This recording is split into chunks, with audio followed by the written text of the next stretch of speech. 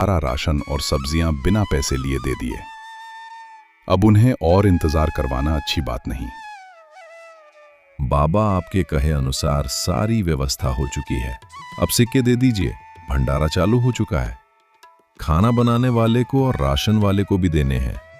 अच्छा ठीक है, मैंने भीतर पोटली रखी है, मैं अभी लेकर आता हूँ। दीनदयाल अंदर जाकर पोटली खोलता है तो उसमें सोने के सिक्के नहीं, पत्थर भरे होते हैं। हे भगवान, ये कब हो गया? कैसे हुआ? सोने के सिक्के कहाँ गए? अब मैं बाहर जाकर क्या मुंह दिखाऊंगा? इतने बड़े भंडारे की व्यवस्था हो चुकी है, अब मैं इतने सारे सोने के सिक्के कहाँ से लाऊंगा? इतना बड़ा अपमान मैं कैसे सहन करूंगा? यहाँ के लोग मेरे बारे में क्या क्या बातें बनाएंगे, मुझे किस नजर से देखेंगे? आज तक मैंने कभी किसी के सामने सिर नहीं झुकाया। जिंदगी भर में सम्मान की जिंदगी जीता आया हूं। मैं इतना बड़ा अपमान सहन नहीं कर सकता, मुझ में इतनी ताकत नहीं है। बाहर खड़ा मनोहर दीनदयाल की राह देख रहा होता है। बहुत देर होने के कारण मनोहर अंदर जाकर देखता है। उसके पैरों तले जमीन खिसक जाती है। उसे बहुत बड़ा धक्का लगता है। वह दौड़कर मुखिया के पास आता है। गजब हो गया मुखिया जी, जिस आदमी ने भंडारे की व्यवस्था कराई थी उस आदमी ने तो आत्महत्या कर ली। ये क्या बोल रहे हो मनोहर? ये कैसे हो सकता? मैं सच कहकर रहा हूं मुखिया जी, अभी देख कर आ रहा हूं। उन्होंने फांसी लगाकर आत्महत्या कर ली। उन्हें उस अवस्था में देख मेरे तो हाथ पांव कांपने लगे। हे भगवान, ये क्या अनर्थ हो गया।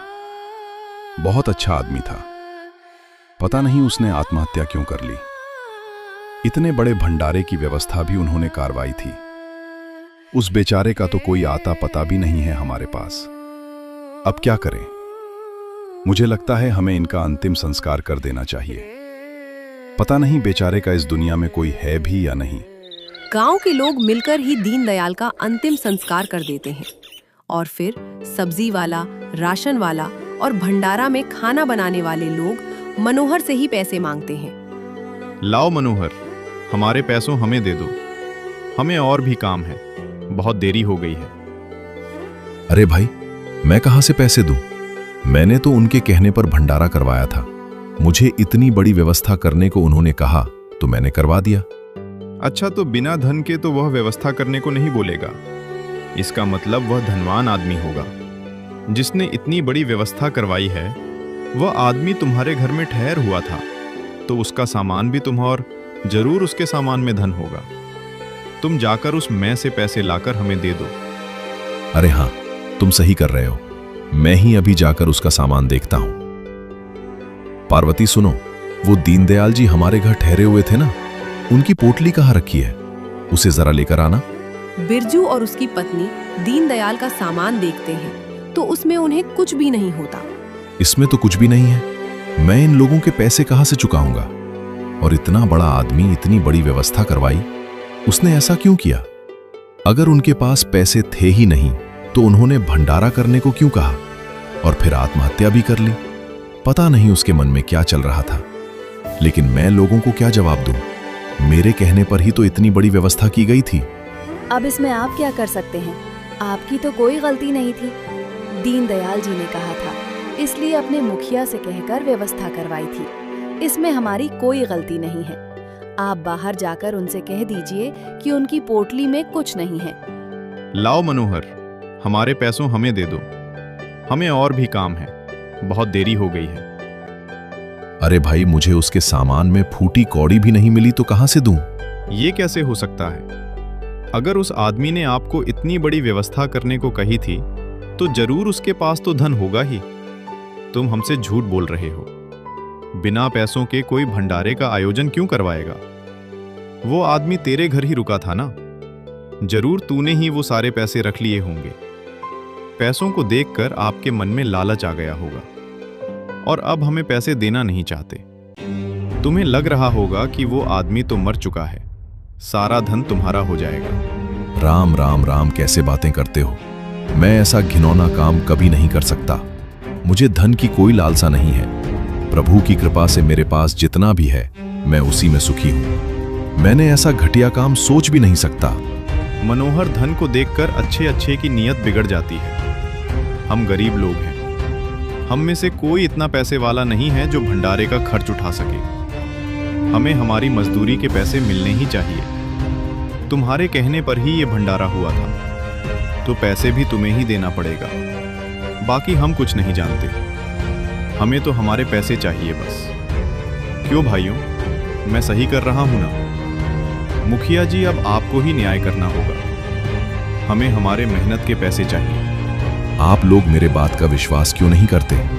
मैं सच कह रहा हूं, उस आदमी के सामान में कोई पैसे नहीं है। मेरा ईश्वर सब जानता है कि मैंने कोई पैसे नहीं चुराए। मैं झूठ नहीं बोल रहा हूं। अगर मैंने पैसे चुराया है तो ईश्वर आज के आज ही मुझे उठा लेगा। तुझे क्या लगता है मनोहर, तेरे ऐसा बोलने से हम लोग तेरी बातें मान लेंगे? हमें अच्छे से पता है पैसे तो तेरे पास हैं और हमें किसी भी हालत में पैसे चाहिए। कुछ भी करो, लेकिन हमारे पैसे ला कर दो। अरे मैंने कहा ना, आप लोग मेरी बात समझने की कोशिश क्यों नहीं कर रहे? मुखिया जी, अब आप ही कुछ कीजिए। आपको तो सब कुछ पता है। वो आदमी आपके पास ही तो आया था और आपकी अनुमति से ही तो ये भंडारा हुआ है। मनोहर, वो आदमी मेरी पहचान का नहीं था। उसे तो तुम मेरे पास लेकर आए थे, तो वो तुम्हारी पहचान का होगा। अब तुम मुझे क्या कहते हो? गांव वाले सही कह रहे हैं। वो आदमी तुम्हारे घर पर रुका था, तो जाहिर सी बात है उसके पास जो कुछ भी धन होगा वो तुम्हारे पास ही होगा। नहीं मुखिया जी, ये सच नहीं है। मैं उस आदमी को नहीं जानता था। वो तो मुझे हमारे गांव में ही मिला था। उसने ही मुझे कहा था कि उसे आपसे मिलना है, इसलिए मैं आपके पास उसे लेकर आया था। अब वो कहाँ रुकेंगे, इसलिए मैंने उन्हें अपने घर पर रुकने के लिए कह दिया। बस मेरी यही गलती हो गई, इसलिए आप सब लोग मुझ पर इल्जाम लगा रहे हैं, लेकिन मैं बेकसूर हूं। मैंने कुछ नहीं किया है। मेरे पास कुछ नहीं है। उस आदमी की सामान में एक फूटी कौड़ी भी नहीं है। मैं खुद हैरान हूं। मुझे खुद समझ नहीं आ रहा कि पैसे न होने के बावजूद उसने आखिर भंडारा क्यों करवाया। मनोहर लोगों को समझाने की बहुत कोशिश करता है, लेकिन कोई भी मनोहर की बातें नहीं मानता और गांव के मुखिया भी मनोहर को ही दोषी करार देते हुए पैसे देने के लिए 1 सप्ताह वक्त देते हैं। मनोहर निराश होकर अपने घर जाता है। ये क्या हो गया जी? ये तो हमने कभी सोचा भी नहीं था, ना लेना ना देना, और फिर भी लोगों ने आपको ही फंसा दिया। आपने तो केवल उनकी मदद करनी चाहिए थी, और देखिए ना क्या हो गया। अब हम क्या करेंगे? इतने सारे पैसे कहाँ से लाएंगे? हाँ पार्वती, मेरी भी कुछ समझ नहीं आ रहा कि आखिर मेरे साथ ये हो क्या रहा है, जबकि मैंने कोई धन नहीं चुराया। मैं 1 हफ्ते में इतना धन कहां से लाऊं? मुझे तो कुछ समझ नहीं आ रहा।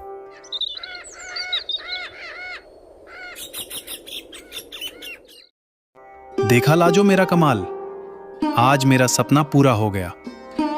तुम तो बेकार में मुझे काम देखने के लिए परेशान करती थी। आज देख लो मैं कहां से कहां पहुंच गया, वो भी बिना कुछ काम किए। हाँ देख रही हूँ, लेकिन आपका कमाल नहीं, उस बाबा की कृपा है जो उस दिन हमारे घर आए थे। अगर वो हमारे घर ना आए होते तो आज तुम्हारे पास इतना सारा धन नहीं होता। तुम तो उसे घर में लेना भी नहीं चाह रहे थे। वो तो मैं थी जिसने उन्हें सम्मान से अपने घर रखा और उनकी सेवा भी की। हाँ ठीक है, जो भी है, लेकिन मेरा तो सपना पूरा हो गया। मैं ना कहता था कि एक दिन मैं राजा की जिंदगी जीऊंगा। आज मेरे पास सब कुछ है। इतने सारे सोने के सिक्के? मनोहर, कुछ समझ कर बोलो। इतना धन तुम कब चुकाओगे और कैसे चुकाओगे? और तुम्हें मेरा ब्याज पता है ना? तुम तो मरते दम तक चुका नहीं पाओगे, तो मैं तुमको किसके भरोसे इतना सारा धन दे दूं? जमींदार जी, बदले में आप मेरी जमीन गिरवी रख लीजिए। वैसे तो मैं बहुत मेहनत करके आपकी पाई चुका दूंगा, लेकिन अगर ना चुका पाया तो आप मेरी जमीन झपक कर सकते हैं। आप फिक्र न करें, मुझ पर भरोसा कीजिए। मुझे आज आपके सहायता की बहुत बड़ी जरूरत है। मना मत करिए जमींदार जी, मैं बहुत उम्मीद से आपके पास आया हूं। मेरे पास आपके अलावा कोई रास्ता नहीं है। अच्छा ठीक है, मैं तुम्हें धन दे देता हूं, लेकिन मुझे उसका ब्याज महीने के महीने चाहिए। असल तुम्हें जब देना होगा तब दे देना, लेकिन ब्याज समय पर पहुंच जाना चाहिए।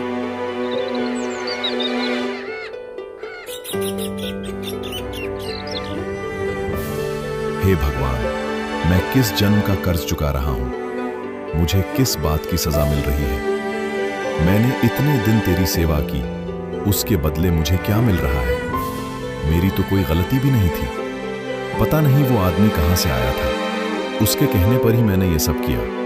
मुझे किस बात की सजा दे रहे हो प्रभु?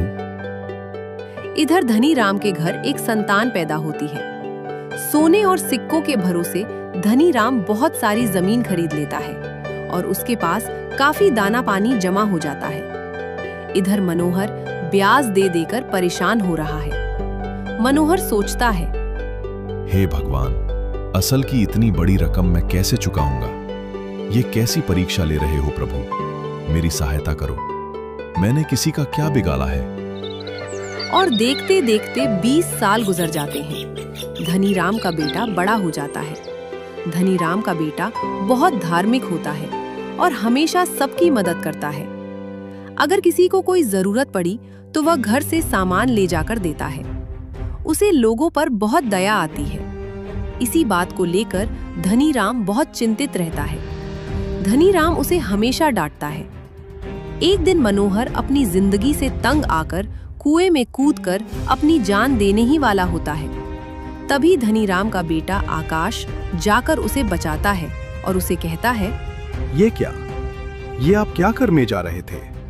आपको पता है जिंदगी कितनी अनमोल होती है। एक बार चली गई दोबारा नहीं मिलती। क्या परेशानी है, मुझे बताइए। मैं जीवित रहकर क्या करूं बेटा? मैं ब्याज दे देकर तंग आ चुका था। अब मेरे पास बस देने के लिए भी कुछ नहीं रहा। जमींदार ने मेरी सारी जमीन और मेरे घर पर कब्जा कर लिया है। मेरे पास कुछ नहीं रहा। अब मैं जिंदा रहकर करूंगा भी क्या? मुझ पर भरोसा कीजिए। मुझे जो शाम तक का वक्त दीजिए। मैं आज शाम तक आपकी सारी मुसीबत को आपसे हमेशा के लिए दूर कर दूंगा। लेकिन तुम कौन हो बेटा, और तुम क्या करोगे? बस आप मेरी बात मान लीजिए। आप मुझे शाम तक का वक्त दीजिए। तब तक आप कोई गलत कदम नहीं उठाएंगे। बस थोड़ी देर इंतजार कर लीजिए, मैं आता हूँ। वह मनोहर आकाश की बात मान लेता है। फिर आकाश मौका देखते ही अपने घर जाता है और किसी को बिना बताए तिजोरी में से सारे पैसे लाकर मनोहर को दे देता है।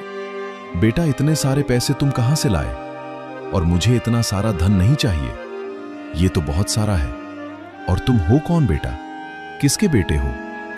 मैं कौन हूँ, कहां से आया हूँ, अभी आप इतना मत सोचिए। बस इतना समझ लीजिए कि भगवान ने मुझे आपके लिए ही भेजा है और यह पैसे आपके ही हैं। मेरा काम यहीं तक था। अब मुझे जीने की कोई इच्छा नहीं। अब मुझे उसे जाना पड़ेगा।